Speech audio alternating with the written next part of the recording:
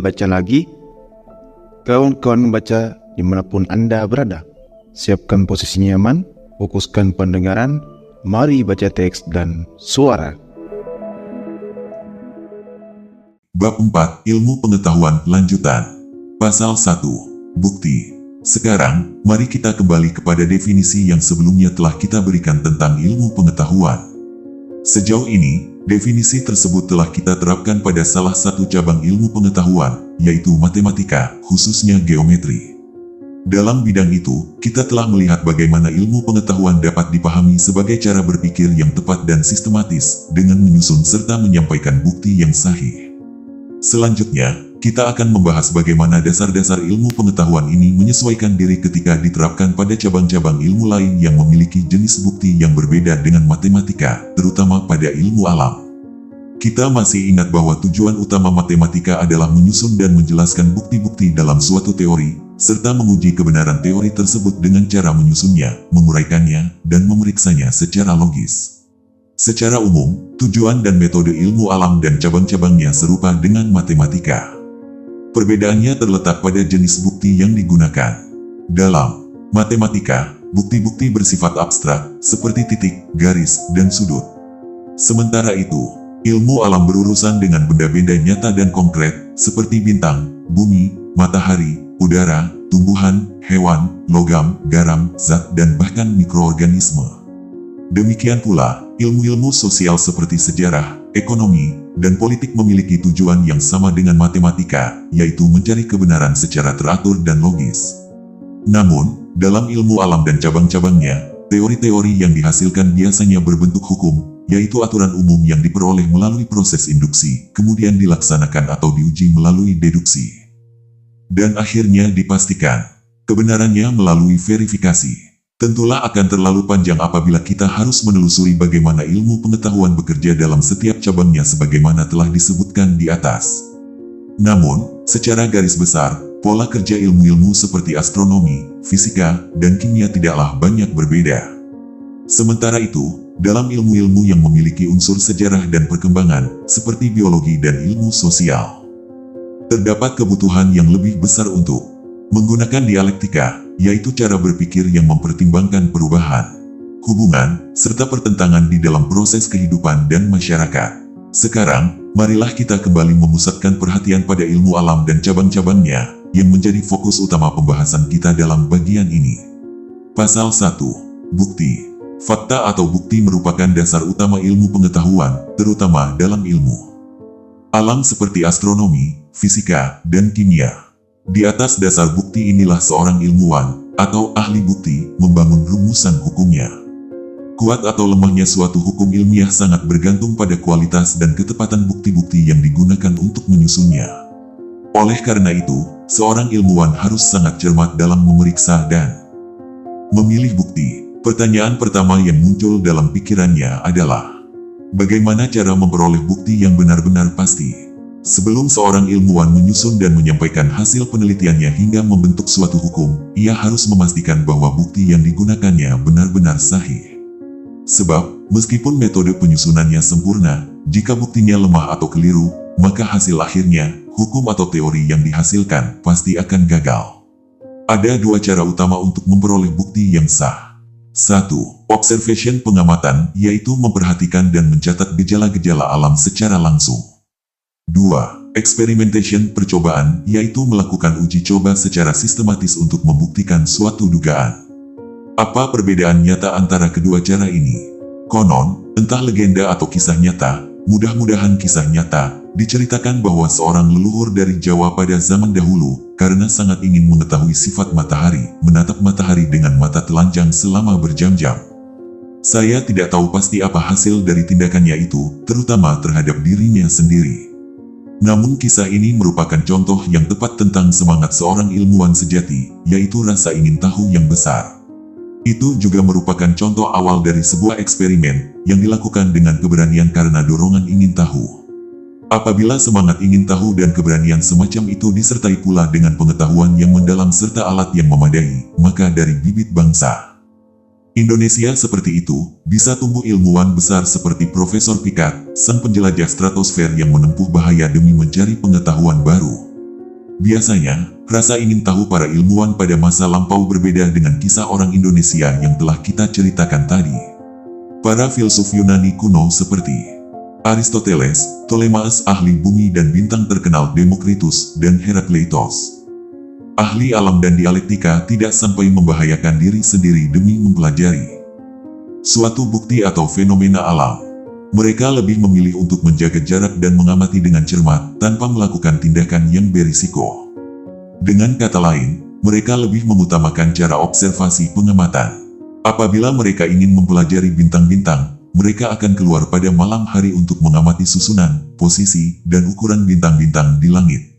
Jika mereka ingin memahami tumbuhan atau hewan, mereka cukup mendekati dan memperhatikan makhluk hidup itu dengan teliti, tanpa merusaknya atau membahayakan diri. Sementara itu, Isaac Newton tidak hanya sekadar mengamati bintang atau gejala alam yang ingin ia pahami, tetapi ia juga tidak bertindak sembrono seperti kakek dari Jawa yang menatap matahari langsung dengan mata telanjang. Bagi Newton, cukup memasukkan cahaya matahari melalui lubang kecil ke dalam ruangan. Lalu dengan sebuah prisma, ia memecah cahaya putih itu menjadi 7 warna, seperti yang kita kenal dari pelajaran di sekolah. Begitu pula, apel kecil yang jatuh di dekat dirinya sudah cukup membuatnya menyadari hukum gaya tarik bumi, gravitasi, sekaligus menjadi peringatan agar berhati-hati, jangan sampai membiarkan benda jatuh dari tempat tinggi mengenai dirinya lagi. Untuk mempelajari gerak benda yang jatuh, Newton menggunakan bidang miring, sebatang papan yang dimiringkan sekitar 30 derajat terhadap lantai. Ia menggulingkan bola kecil di atas bidang miring itu, sehingga kecepatan jatuhnya berkurang dan dapat diamati dengan lebih mudah. Jika benda dibiarkan jatuh tegak lurus ke bawah, kecepatannya terlalu tinggi, sehingga tidak mungkin dipelajari dengan teliti. Disinilah letak hakikat dari eksperimen-eksperimen. Langkah pertama dalam melakukan eksperimen adalah mengubah keadaan atau lingkungan dari benda atau gejala alam yang ingin kita pelajari. Sebagai contoh, cahaya matahari yang hendak diteliti tidak lagi diamati langsung di langit, tempat asalnya yang menyilaukan, melainkan dibawa ke dalam ruangan kecil yang gelap. Cahaya yang begitu kuat hingga dapat membutakan mata, kini hanya dibiarkan masuk sedikit saja melalui sebuah lubang kecil, agar lebih mudah dikendalikan dan diamati. Sementara itu, sifat-sifat lain dari cahaya, seperti kecepatannya atau hakikat zatnya, tidak diperhatikan dulu pada tahap penelitian ini. Begitu pula, ketika kita ingin mempelajari kecepatan benda yang jatuh atau kekuatan gaya tarik bumi, gravitasi, tentu kita tidak akan meminta seekor monyet memetik kelapa dan berdiri di bawahnya untuk menunggu kelapa jatuh di kepala kita. Sebaliknya, kita menggunakan bidang miring seperti yang dilakukan Newton di dalam ruangan, menggulingkan bola kecil di atasnya, dan bahkan mengurangi kecepatannya agar mudah diamati. Warna, bentuk, atau bahan dari bola itu tidak penting dalam tahap penelitian tersebut, yang menjadi perhatian hanyalah geraknya. Dengan demikian, ketika kita melakukan eksperimen, biasanya kita terlebih dahulu membuat model. Artinya, lingkungan dari benda yang akan kita pelajari diubah, daya atau kekuatannya dikurangi, dan sifat-sifat lain yang tidak relevan dengan penelitian dihilangkan sama sekali. Sekarang, model percobaan itu ada di ruang kerja atau di kebun kita sendiri. Kekuatannya tidak lagi berbahaya, dan sifat yang ingin kita teliti sudah diisolasi atau dipusatkan. Dengan demikian, mata, telinga, serta alat-alat bantu kita dapat digunakan untuk mengamati secara teliti, mencatat hasil pengamatan berulang kali, hingga benar-benar jelas dan pasti.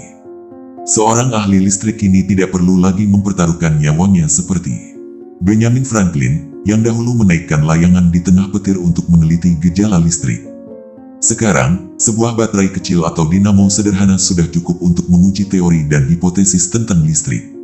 Demikian pula, dugaan-dugaan liar mengenai tumbuhan, hewan, atau manusia kini dapat dihilangkan dengan melakukan percobaan langsung.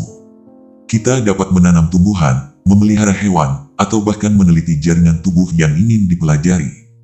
Tumbuhan bisa dicangkokkan, hewan dapat dikawinkan atau diberi perlakuan khusus, misalnya dengan menambahkan vitamin A atau B, kemudian diamati hasilnya dan dicatat secara teliti berdasarkan pengalaman eksperimen tersebut.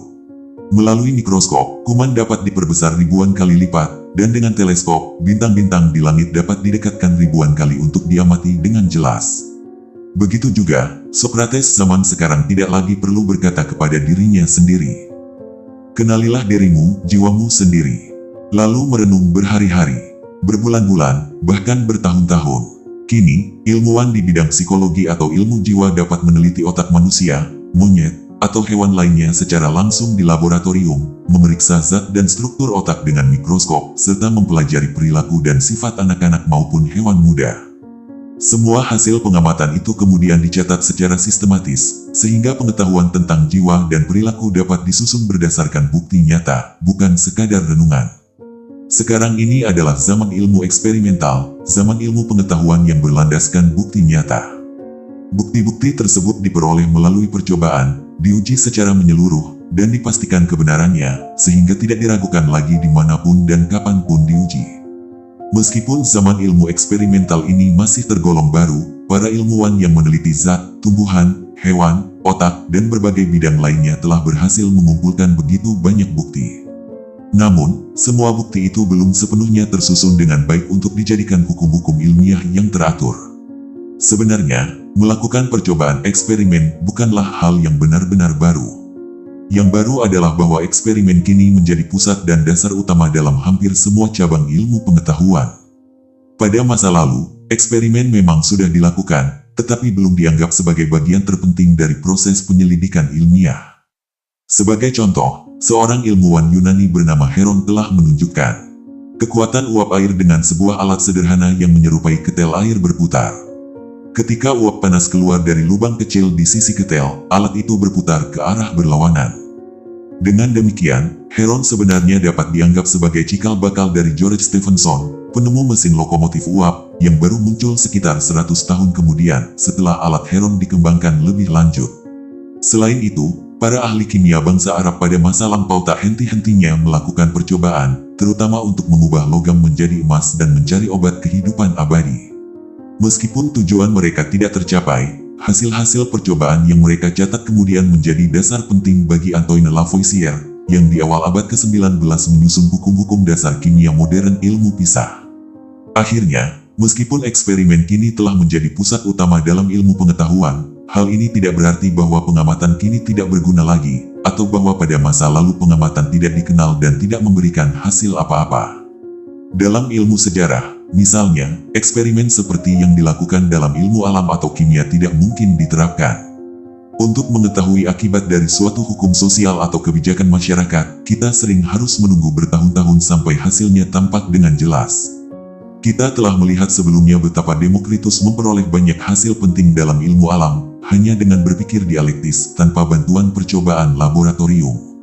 Begitu pula Aristoteles, yang oleh Karl Marx dijuluki sebagai raksasa dalam berpikir, benar-benar pantas menyandang gelar itu karena kemampuannya bernalar secara mendalam, meskipun eksperimen pada zamannya masih sangat terbatas.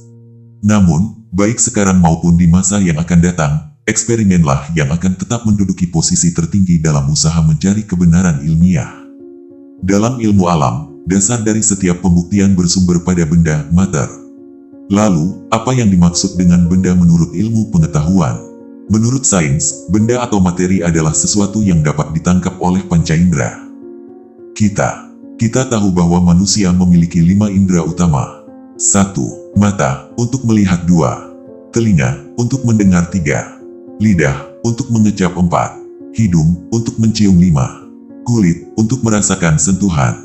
Menurut kaum mistikus, manusia memiliki indera keenam yang disebut intuisi, atau perasaan gaib. Namun, mereka tidak pernah menjelaskan secara pasti di bagian tubuh mana indera ini berpusat, atau bagaimana cara kerjanya. Selain itu, indera keenam ini tidak muncul pada semua orang, dan tidak selalu dapat dibuktikan keberadaannya dalam setiap keadaan. Pendeknya, indera keenam berada di luar jangkauan ilmu pengetahuan maupun akal sehat. Karena itu, marilah kita kembali kepada 5 panca indera yang sudah jelas adanya. Menurut ilmu jiwa psikologi, mata, telinga, hidung, lidah, dan kulit berfungsi untuk menerima kesan dari dunia luar. Kesan tersebut kemudian dibawa oleh saraf sensorik menuju otak, seperti kawat listrik yang mengantarkan pesan dari tombol ke penerima suara. Di dalam otak, kesan-kesan ini diolah dan digambarkan kembali. Dari mata, kita menerima kesan tentang ukuran besar atau kecil, warna hitam atau putih, bentuk tinggi atau rendah, aman atau berbahaya, dan sebagainya. 1. Dari telinga, kita menerima kesan suara keras atau lembut. 2. Dari lidah, kita merasakan manis atau pahit, sedap atau hambar.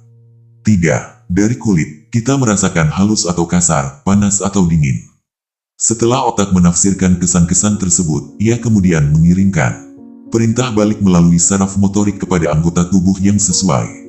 Misalnya, ketika mata melihat seekor macan, otak segera memerintahkan tangan untuk menekan pelatuk senjata, atau memerintahkan kaki untuk berlari secepat mungkin. Demikianlah hubungan timbal balik antara manusia dan dunia luar, yang terjadi melalui kerja 5 panca indera. Menurut para ilmuwan, benda atau materi dapat berada dalam 3 bentuk utama, yaitu 1. Padat solid. 2. Cair liquid. 3. Gas gaseous. Kebanyakan benda dapat berubah di antara ketiga keadaan tersebut. Contohnya, air dapat menjadi es padat, air biasa cair, atau uap air gas. Setiap benda juga menempati ruang volume, memiliki berat, massa, dan mempunyai kekuatan untuk bergerak atau digerakkan oleh gaya tertentu. Ilmu alam adalah ilmu yang menyusun dan menjelaskan berbagai sifat serta seluk-beluk benda dan kekuatannya, kodratnya. Dengan kata lain, ilmu alam mempelajari segala karakter dan hubungan benda serta gaya yang bekerja padanya dalam keadaan sebagaimana disebutkan sebelumnya. Dalam ilmu ini, segala sesuatu diukur secara teliti. 1. Berat suatu benda diukur dengan kilogram, hektogram, hingga miligram. 2. Panjang benda dan perubahannya ketika dipanaskan, atau kecepatan jatuhnya suatu benda maupun jalannya bunyi, diukur dengan kilometer hingga milimeter. 3. Lama waktu suatu peristiwa atau kerja benda diukur dengan tahun, bulan, jam, menit, dan detik. Kegiatan ukur-mengukur ini merupakan pasangan tak terpisahkan dari eksperimen. Ukuran yang digunakan harus pasti dan tetap, tidak boleh berubah karena tempat atau waktu. Sebagai contoh, sejengkal tangan tidak dapat dijadikan ukuran ilmiah, karena sejengkal orang Indonesia tidak sama panjangnya dengan sejengkal orang Santung Tiongkok dan berbeda pula dengan sejengkal orang Bengali India. Ukuran yang berubah-ubah seperti itu tidak berguna bagi ilmu pengetahuan. Karena itu, para ilmuwan menetapkan meter sebagai satuan panjang yang pasti, sedekat mungkin dengan kepastian mutlak. Pada awalnya, 1 meter ditentukan sebagai 1/10 juta dari jarak antara Khatulistiwa dan Kutub Utara, atau 1/4 dari keliling bumi. Untuk menjadikannya standar, dibuatlah sebatang tongkat logam dari platinum sepanjang 1 meter pada suhu mencairnya es, dan disimpan di Paris. Tongkat ini menjadi patokan ukuran panjang bagi seluruh dunia, bagi orang Indonesia, orang Santung, maupun orang Hindustan, di setiap tempat dan waktu. Inilah yang disebut ukuran tetap dan pasti menurut ilmu bukti. Kini kita mengetahui bahwa pengukuran baru menunjukkan jarak dari Khatulistiwa ke Kutub Utara sedikit berbeda dari hasil lama, tetapi perbedaannya sangat kecil, sehingga meter standar di Paris itu hampir tidak salah dari nilai yang seharusnya. Kita juga tahu bahwa alat penimbang yang kita pakai lama-kelamaan bisa menjadi kurang akurat, tetapi tingkat kesalahannya kecil. Bahkan sekarang telah ada ilmu khusus yang memperbaiki dan memperkecil kesalahan pengukuran itu. Hal yang sama berlaku untuk termometer, alat pengukur suhu, dan barometer, alat pengukur tekanan udara. Keduanya mungkin sedikit meleset, tetapi kesalahannya dapat dihitung dan diperbaiki. Memang, ketepatan mutlak hampir mustahil dicapai di dunia ini. Namun, dengan bantuan ilmu pengetahuan, kesalahan kecil yang tidak tampak oleh mata dapat dikurangi, bahkan dikoreksi lebih lanjut. Dengan 5 panca indera kita, yang dibantu oleh berbagai alat seperti teleskop dan mikroskop untuk penglihatan, termometer untuk suhu, serta barometer untuk tekanan udara, kita dapat memperoleh bukti-bukti yang cukup pasti tentang benda, baik itu beratnya dalam kilogram atau miligram, kecepatannya dalam kem atau mem, maupun sifat-sifat lainnya. Kalaupun masih ada sedikit kesalahan, besarannya sangat kecil dan dapat diperhitungkan serta dikoreksi dengan bantuan matematika. Dengan demikian, ilmu pengetahuan tidak lagi bergantung pada perkiraan, tebakan, atau ramalan, melainkan berdiri di atas dasar bukti yang dapat diukur dan diperiksa. Bersambung ke Pasal 2, Law, Undang